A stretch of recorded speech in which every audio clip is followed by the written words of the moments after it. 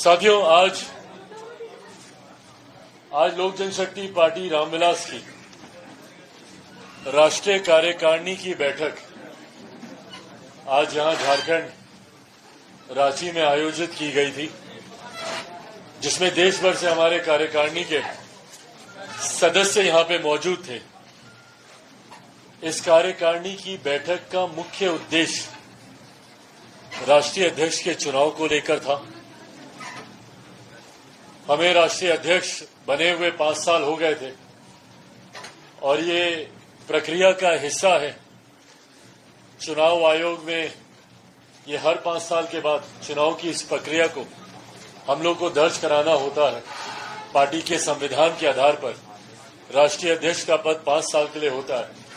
पिछली बार 2019 पार्टी के संस्थापक आदरणीय रामविलास पासवान जी की मौजूदगी में पहली बार लोक जनशक्ति पार्टी रामविलास के हम राष्ट्रीय अध्यक्ष चुने गए थे। बहरहाल उसके बाद पार्टी ने कई तरीके के उतार चढ़ाव देखे। आप लोग की जानकारी में है ही वो तमाम विषय। पार्टी परिवार में एक टूट हुई। एक नए नाम के साथ हम लोगों ने पार्टी की शुरुआत की, लोक जनशक्ति पार्टी रामविलास। पर यह प्रक्रिया वही है। तो पिछली बार 2019 के नवंबर में हमारा चुनाव हुआ था। इस नवंबर तक दोबारा चुनाव की प्रक्रिया को पूरा करना था, पर क्योंकि आने वाले दिनों में कई और राज्यों में चुनाव है और संभवतः उसकी व्यस्तता ज्यादा होगी, झारखंड में भी चुनाव होने वाला है, तो ऐसे में हम लोगों ने इस प्रक्रिया को पूरा किया और आज पुनः हमें लोक जनशक्ति पार्टी रामविलास का राष्ट्रीय अध्यक्ष राष्ट्रीय कार्यकारिणी के द्वारा चुना गया। इसी उद्देश्य के साथ आज हम लोगों ने इस बैठक को रखा भी था। बहरहाल, जहां एक तरफ चुनाव की प्रक्रिया एक महत्वपूर्ण उद्देश्य था इस बैठक का, वहीं अलग अलग राज्यों में हो रहे और होने वाले विधानसभा के चुनाव भी एक चर्चा का विषय थे। झारखंड में भी आने वाले दिनों में चुनाव हो रहा है। हरियाणा में नोटिफिकेशन ऑलरेडी आ चुका है, जम्मू कश्मीर में नोटिफिकेशन आ चुका है और आज क्योंकि इस बैठक में हर राज्य के हमारे प्रदेश अध्यक्ष भी मौजूद थे, तो ये सुझाव प्रदेश कार्यकारिणी से लिया गया है, प्रदेश की इकाई से लिया गया है कि कौन अपने अपने राज्यों में किस भूमिका में चुनाव लड़ना चाहता है। भूमिका से मेरा तात्पर्य यह है कि गठबंधन के तहत मिलकर चुनाव लड़ना, और या फिर ऐसे राज्य जहां पे हम लोग का संगठन पहले से बहुत ज्यादा मजबूत है, वहां पर अकेले भी चुनाव लड़ने के लिए लोक जनशक्ति पार्टी रामविलास स्वतंत्र है।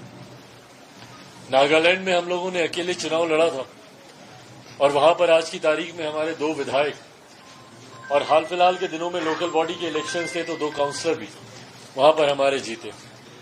ऐसे में प्रदेश से जिन जिन राज्यों में चुनाव है वहां पर प्रदेश से भी ये सुझाव मांगा गया। लोक जनशक्ति पार्टी रामविलास का हम लोग का गठबंधन राष्ट्रीय स्तर पर भारतीय जनता पार्टी के साथ है और लोक जनशक्ति पार्टी रामविलास मजबूती से एनडीए का हम लोग हिस्सा हैं। पर वो राष्ट्रीय चुनाव की बात है, लोकसभा के चुनाव की बात है।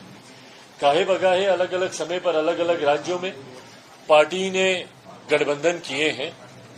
इसके पूर्व भी 2014 में झारखंड में ही भारतीय जनता पार्टी के साथ हम लोग का गठबंधन हुआ था और एक सीट गठबंधन के तहत हम लोग को दी गई थी, शिकारीपारा की एक सीट, जिसमें हम लोगों ने चुनाव लड़ा था।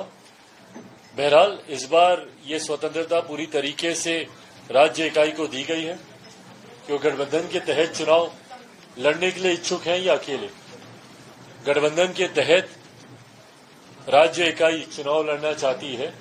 इन बातों को औपचारिक तौर पर भी गठबंधन के समक्ष आने वाले दिनों में रखा जाएगा और अगर सीटों का तालमेल ठीक से बैठता है तो गठबंधन के तहत, और अगर नहीं, और अगर राज्य इकाई ने चाहा तो फिर हम लोग अकेले भी हम लोग चुनाव लड़ने का फैसला ले सकते हैं। जहां एक तरफ हम लोगों ने राष्ट्रीय अध्यक्ष का चुनाव और ये तमाम आने वाले दिनों में जिन जिन राज्यों में चुनाव है उसको लेकर हम लोगों ने चर्चा की, तो वहीं कई ऐसे ज्वलंत विषय जो हाल फिलहाल के दिनों में जिनको लेकर काफी चर्चा रही, भले वो वक्फ बोर्ड वाला मामला हो, लैटरल एंट्री को लेकर हो, या जिस तरीके से सुप्रीम कोर्ट के ऑब्जर्वेशंस आए, जिसकी वजह से अनुसूचित जाति में क्रीमी लेयर के प्रावधानों का जिक्र उसमें किया गया, इन तमाम विषयों पर भी कार्यकारिणी में बैठक हुई और सबने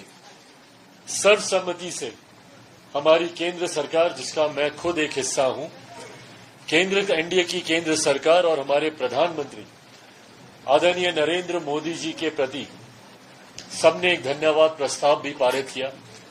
जिस तरीके से प्रधानमंत्री जी ने अनुसूचित जाति से जुड़े हुए हर महत्वपूर्ण फैसले पर और हर महत्वपूर्ण फैसले की गंभीरता को समझते हुए उचित फैसला लेने का काम किया।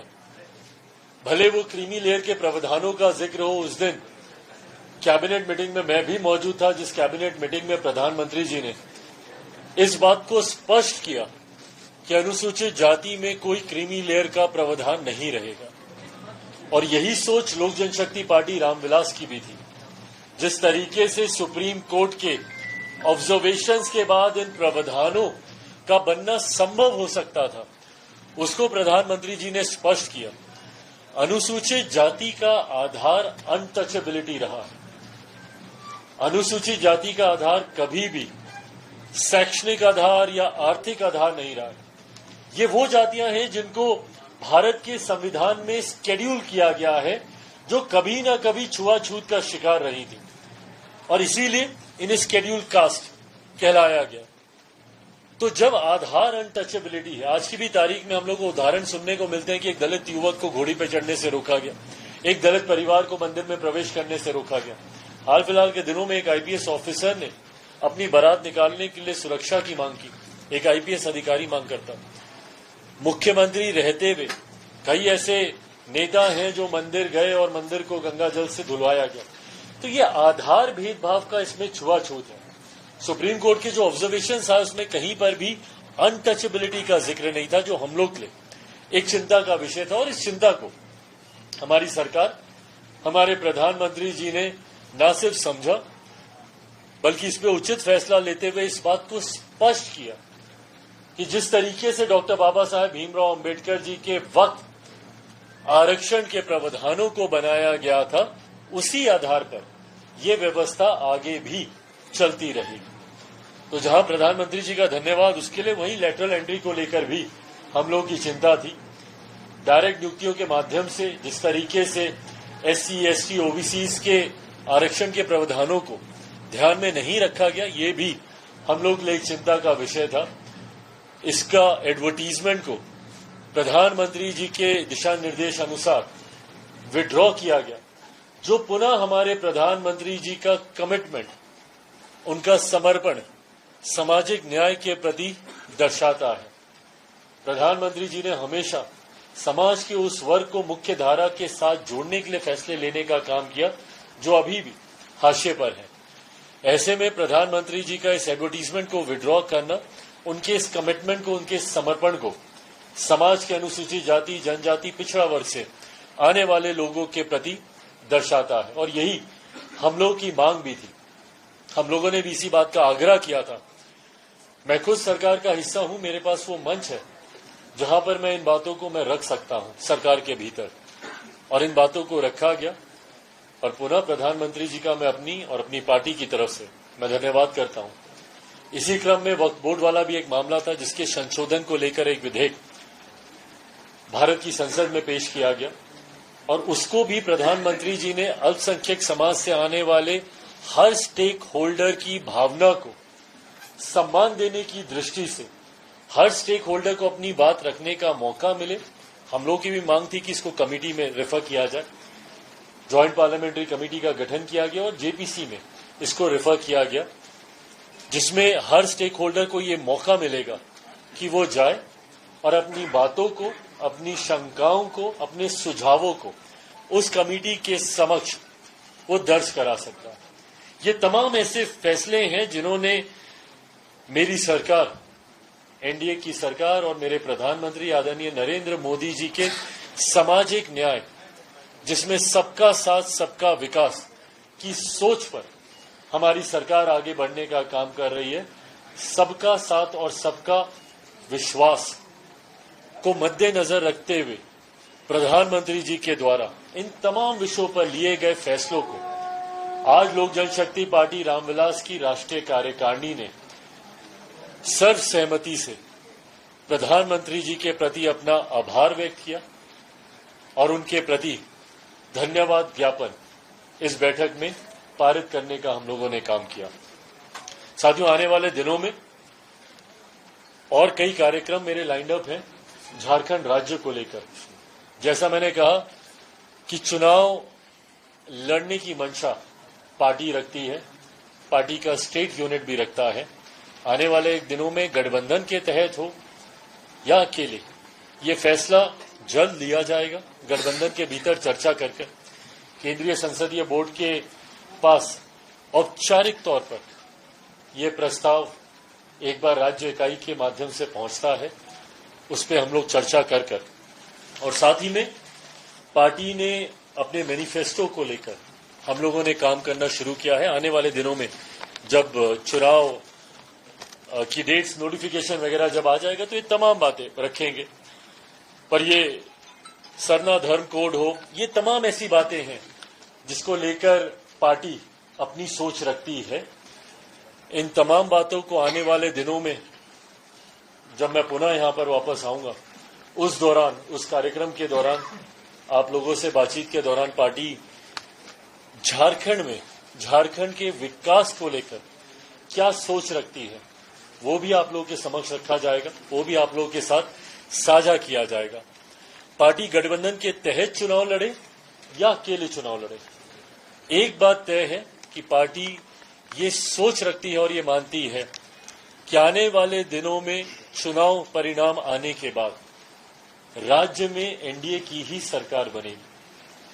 लोक जनशक्ति पार्टी रामविलास अगर अलग भी चुनाव लड़ती है तो अंतोगत्वा हम लोग का समर्थन इसी गठबंधन के साथ रहेगा।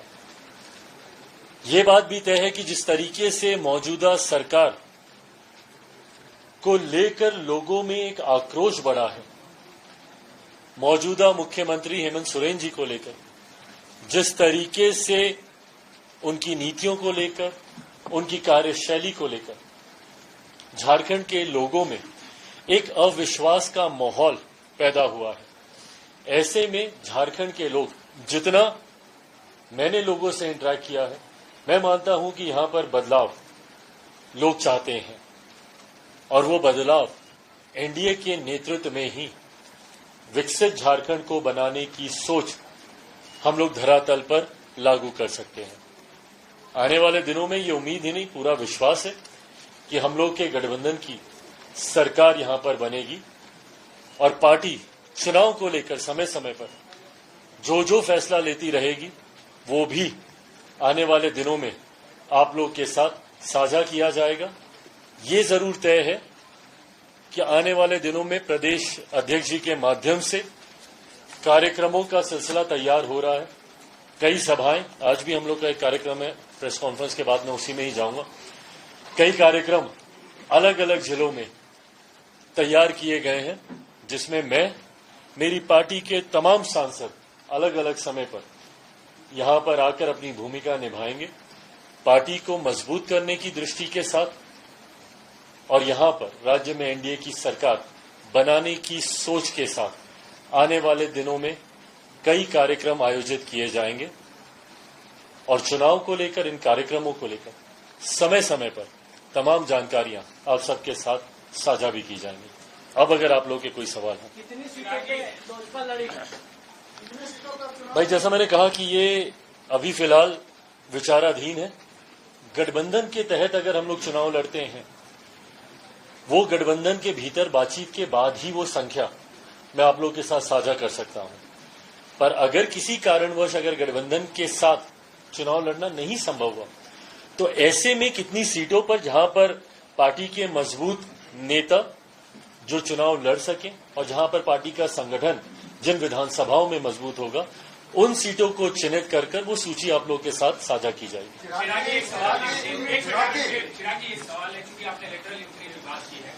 राहुल गांधी जो है जातिगत जनगणना की बात कर रहे हैं। अभी कल भी जो है उन्होंने इस बात का जिक्र किया है, उस पर गृह मंत्री का जो है आप क्या मानते हैं, आपकी पार्टी क्या मानती है, होनी चाहिए जो अभी होना है जनगणना, उसके साथ जातिगत जनगणना होनी चाहिए? देखिए, मेरी पार्टी ने अपना रुख इसको लेकर हमेशा से स्पष्ट रखा है कि जातीय जनगणना का पक्षधर लोक जनशक्ति पार्टी रामविलास है। हम लोग चाहते हैं कि जातीय जनगणना हो।